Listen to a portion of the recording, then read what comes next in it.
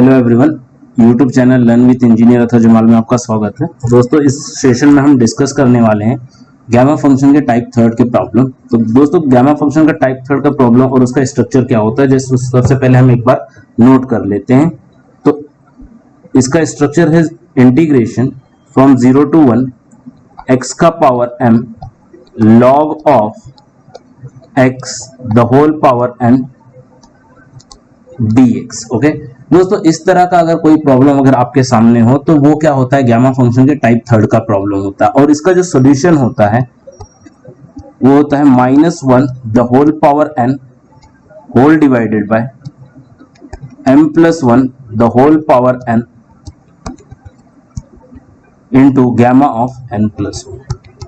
दोस्तों, इस तरह से अगर हम क्या करते हैं, गैमा फंक्शन को कैटेगराइज करके रखते हैं, तो जो कॉम्पिटिटिव एग्जाम्स होते हैं लाइक गेट के एग्जाम्स या आईआईटी जिम के एग्जाम्स, तो उस एग्जाम्स में अगर इस तरह के गैमा फंक्शन के क्वेश्चन आते हैं या इस तरह के इंटीग्रेशन सॉल्व करने आती है, तो हम क्या कर सकते हैं, बहुत इजीली 30 सेकंड के अंदर या जितना जल्दी हो सके उतने जल्दी अपने आंसर निकाल सकते हैं और अपना टाइम बचा सकते हैं। तो उस तरह के एग्जाम्स के लिए इस तरह से हम क्या कर सकते हैं, कैटेगराइज करके गैमा फंक्शंस और कैटेगरी को और उनके सॉल्यूशन को याद रख सकते हैं, ताकि यहाँ पर जैसे कोई भी वैल्यू आ जाए, जैसे यहाँ पर समझो इस तरह से आ जाए इंटीग्रेशन 0 to x का पावर 4 log x का होल पावर 7 dx आ जाए, तो इसे हमें इंटीग्रेट करने की जरूरत ना पड़े ज्यादा, या कोई पुट करके या सब्स्टिट्यूशन मेथड करके क्या करना पड़े, सॉल्व ना करें। हम डायरेक्टली क्या कर सकते हैं, इसे m से पकड़ लेंगे, ये हमारा m हो जाएगा और ये हमारा n हो जाएगा, और यहाँ पर डायरेक्टली हम सोल्यूशन लिख सकते हैं। सोल्यूशन क्या हो जाएगा, हमारा सोल्यूशन हो जाएगा -1 का पावर n। n कितना है हमारा, ये हमारा n है, तो n है 7, तो -1 का power 7 whole divide by m, हमारा m है यहाँ पर 4 + 1 the whole power 7 + 1 gamma of n कितना है हमारा 7, तो 7 + 1, तो डायरेक्टली आंसर में लिख सकता हूँ -1 का पावर 7 -1 होगा डिवाइड बाय 4 + 1 5 का पावर 8 इंटू गैमा ऑफ 8। अगर -1 अगर गैमा ऑफ 8 देखें तो क्या हो जाएगा, 7 फैक्टोरियल डिवाइड बाय 5 का power 8, that is -7 factorial divide by 5 का पावर 8। इस तरह से अगर गेट या आईआईटी जेम के एग्जामिनेशन में क्वेश्चन आ रहा है और हमें इसके टाइप्स के बारे में पता है, तो हम क्या कर सकते हैं, डायरेक्टली इसे सॉल्व कर सकते हैं। पर दोस्तों, अगर हम बीएससी आईटी या बीएससी के एग्जामिनेशंस में या बीएससी कंप्यूटर साइंस या हम इंजीनियरिंग मैथमेटिक्स की एग्जाम दे रहे हैं, तो ऐसे टाइम पे क्या होता है, हमें ये सारी चीजें प्रूव करके दिखानी होती हैं, या इस तरह से कोई क्वेश्चन आ गया तो सब्स्टिट्यूशन मेथड का यूज करके उसे सॉल्व करके बताना होता है, तो वो मेथड भी हम यहाँ पर देखेंगे। तो चलिए दोस्तों, हम स्टार्ट करते हैं इसका प्रूफ कि एक्चुअली ये सॉल्यूशन आया कैसे है इसका। तो चलिए इसका प्रूफ स्टार्ट करते हैं या सॉल्यूशन स्टार्ट करते हैं। तो सबसे पहले देखिए, गैमा फंक्शन गैमा का टाइप है, तो गैमा फंक्शन के प्रॉब्लम को सॉल्व करने के लिए सबसे पहले हम गैमा के डेफिनेशन को रिकॉल कर लेते हैं। तो गैमा के डेफिनेशन से अगर हम जाएं तो गैमा ऑफ n होता है integration from 0 to ∞ e power -x into x का पावर n-1 dx। ओके, तो ये है गैमा का डेफिनेशन। तो गैमा के डेफिनेशन में अगर हम लिमिट पे गौर करें तो क्या मिलेगा, हमें 0 से ∞ मिल रहा है, और वहां पे एक एक्सपोनेंशियल टर्म मिल रहा है e का पावर -x और x का पावर -1 इस तरह से। और यहां पर देखिए जो n-1 है, ओके, उसी में क्या करना है, प्लस करना है, यानी जो x का पावर है उसमें 1 प्लस करके जो आएगा उसी का गैमा लेना होता है। तो ये हमारा आंसर होता है गैमा फंक्शन का, या गैमा फंक्शन की डेफिनेशन हम कह सकते हैं।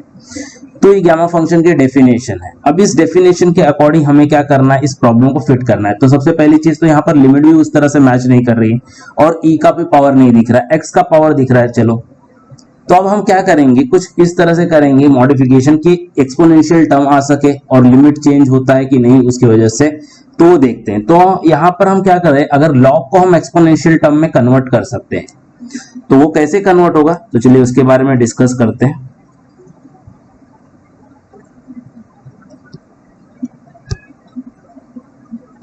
तो यहां पर हम सपोज करेंगे let log x equal to -t। तो इस हिसाब से क्या हो जाएगा x इक्वल टू, अगर ये log इधर ट्रांसफर हो गया तो ये क्या हो जाएगा e पावर माइनस। तो इस तरह से मैं x को क्या कर सकता हूं, e पावर माइनस टी में कन्वर्ट कर सकता हूं। तो जिसके जगह पे मैं x की जगह पे क्या होता है, एक एक्सपोनेंशियल टर्म को प्लेस कर सकता हूं।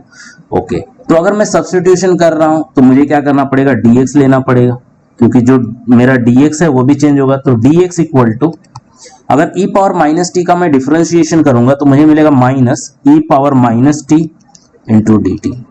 अच्छा, अगर हम सब्स्टिट्यूशन कर रहे हैं तो सब्स्टिट्यूशन करने के टाइम लिमिट भी चेंज होती है, या लिमिट चेंज भी नहीं हो रही तो उसे क्या करना है, एक बार हमें वेरीफाई करना है। तो लिमिट चेंज ऑफ लिमिट का क्या असर होगा, यहाँ पर ध्यान देते हैं। तो लिमिट हम कहां से कहां पर चेंज कर रहे हैं, हम जा रहे हैं x से t पर, हम जा रहे हैं x से t पर, और हमारे x की लिमिट क्या थी, हमारे x की लिमिट थी 0 और 1। तो अब हमारी t की लिमिट क्या होगी, तो मैं यहां पर क्या कर दूंगा, पहले इस पोजीशन पे यहां पर मैं पुट करूंगा x का वैल्यू 0, तो log 0 क्या हो जाएगा, log 0 हो जाएगा इन्फिनाइट। ओके, और क्या हो जाएगा, log 1 की वैल्यू हो जाएगी 0। तो इस तरह से मेरा लिमिट भी मिल गया। तो इस लिमिट को हम मार्क कर लेते हैं कि ये लिमिट हो गया। तो अब हमारा पूरा प्रॉब्लम चेंज हो जाएगा, और पूरा प्रॉब्लम चेंज होके कैसे दिखाई देगा, इंटीग्रेशन 0 to 1 x का power m log of x the whole power n dx। ये चेंज हो रहा है। तो पहले तो लिमिट चेंज हुई, कहां से कहां तक, इंफिनिटी से लेके 0 तक। फिर x चेंज हो गया, x का वैल्यू क्या है, e पावर माइनस टी, और ऊपर से उसका पावर यहां पर क्या है m, तो e पावर माइनस टी का पावर m, log x की वैल्यू t का पावर n माइनस टी का पावर n, इंटू dt की वैल्यू क्या आ गई, minus e power minus t dt। अब यहां पर ध्यान दीजिए, माइनस है, कांस्टेंट है, माइनस तो साइन है बाहर ले लेते होते, minus infinite to 0, law of indices से ये मल्टीप्लाई हो जाएगा तो e power minus m t हो जाएगा। देन यहां पर इसे हम लिख सकते हैं -1 का पावर n इंटू टी का power n, then e power minus t dt। तो ये इतना कुछ हो चुका है हमारे पास। अब देखिए यहां पर क्या है, अगर हम इंटीग्रल की प्रॉपर्टी, डेफिनेट इंटीग्रल की प्रॉपर्टी को रिकॉल करें तो हमें इस तरह से मिलता है कि integration minus a to b f of x dx है। तो हम क्या करते हैं, इस माइनस को कंपनसेट करने के लिए लिमिट को रिवर्स कर देते हैं, इंटरचेंज कर देते हैं, और ये इसके इक्वल होता है। तो यहां पर भी हम लोग क्या करेंगे, ये जो माइनस है इसको कंपनसेट करने के लिए हम लोग क्या करेंगे, इसकी लिमिट को भी चेंज कर देते हैं। तो इसकी लिमिट को अगर चेंज कर दूं तो कहीं ना कहीं गामा फंक्शन की लिमिट मिल रही है, मतलब हम गामा में कन्वर्ट कर पा रहे हैं इसको। तो e power minus m t और e पावर माइनस टी, मतलब सेम कैटेगरी के लोग हो गए तो साथ में रख दिया हमने। ये -1 पावर n कांस्टेंट है तो इसको बाहर लिख दिया, और क्या बच गया हमारे पास यहाँ पर t का पावर n dt। तो अगर हम इसे और सिंप्लीफाई करें तो क्या मिलेगा, e -1 का power n, sorry, integration 0 to infinite. अब देखिए ये बेस सेम है, पावर क्या हो जाएंगे प्लस, तो e power minus m t minus t into t का पावर n dt। अगर इसे हम सॉल्व करेंगे तो क्या मिलेगा, -1 का पावर n इंटीग्रेशन 0 से इन्फिनाइट e का पावर, अगर मैं माइनस कॉमन ले लेता हूं तो अंदर क्या बचेगा, m प्लस 1, और यहां से t भी मैंने common, into T power n dt। तो अब ये तो कहां गामा जैसा दिख रहा है, पर यहां पर जो एक्सपोनेंशियल फॉर्मेट है वहां पर क्या -m+1t, पर गामा का कहना है कि e का पावर -x होना चाहिए या कोई वेरिएबल होना चाहिए। तो अभी यहां पर तो ये m+1t ऐसा दिखाई दे रहा है। और दूसरा जो क्या है, अगर डेफिनेशन में एक बार लिख देता हूं, देखिए डेफिनेशन 0 से इन्फिनाइट e पावर -x, और जो पावर है वेरिएबल उसी का क्या होना चाहिए, यहां पर कांस्टेंट पावर होना चाहिए।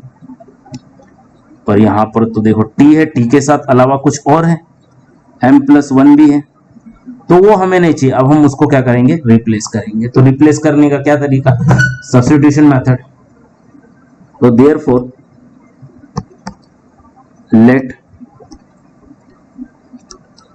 m+1 t इक्वल टू, हम एक नया वेरिएबल u सपोज कर लेते हैं। तो इसके हिसाब से क्या हो जाएगा, इसके हिसाब से हो जाएगा t equal to u upon m+1। Okay, तो अब हम इसे क्या करते हैं, डिफरेंशिएट कर लेते हैं। तो क्या हो जाएगा, dt इक्वल टू du, और ये m+1 क्या है, कांस्टेंट ही है, तो इसको एज इट इज रख दिया। अगर हमने सब्स्टिट्यूशन की है तो लिमिट भी चेंज होगा। अब लिमिट क्या चेंज हो रहा है, हम कहां से कहां जा रहे हैं, हम t से u की तरफ जा रहे हैं। अच्छा, t का लिमिट क्या था हमारा t का लिमिट था 0 से लेकर इन्फिनाइट, तो 0 लिख दिया, इन्फिनाइट लिख दिया। अब यहां पर क्या करते हैं, हम पुट कर देते हैं किसको, t का वैल्यू 0 पर, m+1 इंटू 0 0, तो u क्या 0, इन्फिनाइट पुट किया तो इन्फिनाइट, तो हमारी लिमिट भी सेट हो गई। जब लिमिट सेट हो गई तो आगे के काम करते हैं। तो आगे हमें क्या मिलेगा, आगे इसी प्रॉब्लम की स्ट्रक्चर चेंज हो जाएगी कुछ इस तरह से। प्रॉब्लम की स्ट्रक्चर चेंज होके हमें क्या मिलेगा, -1 का पावर n, लिमिट में तो कोई चेंज आया नहीं है, तो 0 से इन्फिनाइट। अब 0 से इन्फिनाइट था, यहां पर e का पावर हमारा -m+1 इंटू टी था, m+1 इंटू टी था, तो m+1 इंटू टी को हमने u पकड़ लिया, और हमने क्या सपोज किया था, t equal to u upon m+1। तो यहां पर मेरा क्या हो जाएगा, t के जगह पे u upon m+1 the whole power n into, अच्छा dt क्या हो जाएगा, dt हो जाएगा du अपॉन m+1। अब जो जो चीजें हमें कांस्टेंट दिखाई दे रही है उसे हम बाहर निकालने की कोशिश करें। तो ये तो -1 का होल पावर n कांस्टेंट है, तो ठीक है, पहले से बाहर। इंटीग्रेशन 0 से इन्फिनाइट e पावर -u, अगर इसे पावर हम सेपरेट करें तो ये मिल जाएगा हमें, okay, m+1 the whole power n, और यहां पर क्या, du अपॉन m+1। अब यहां पर ध्यान दीजिए, ये बेस और ये बेस सेम है, तो पावर क्या हो जाएंगे, प्लस हो जाएंगे। तो -1 का power n integration 0 to infinite e power -u into u का पावर n, और डिनोमिनेटर में क्या आ जाएगा, डिनोमिनेटर में आएगा m+1 the whole power n+1, और यहां पर d। अब देखिए ये कांस्टेंट ही है, ये जो पार्ट है हमारा ये क्या है, कांस्टेंट है, तो इसे बाहर ले लेते हैं। तो हमें मिलेगा -1 का whole power n whole divide by m+1 the whole power n+1। अब यहां पर हमें मिलता है 0 to infinite e power -u into u का पावर n। अब ये हमें गैमा फंक्शन की तरह ही दिखाई दे रहा है, तो यहां पर क्या आ जाएगा,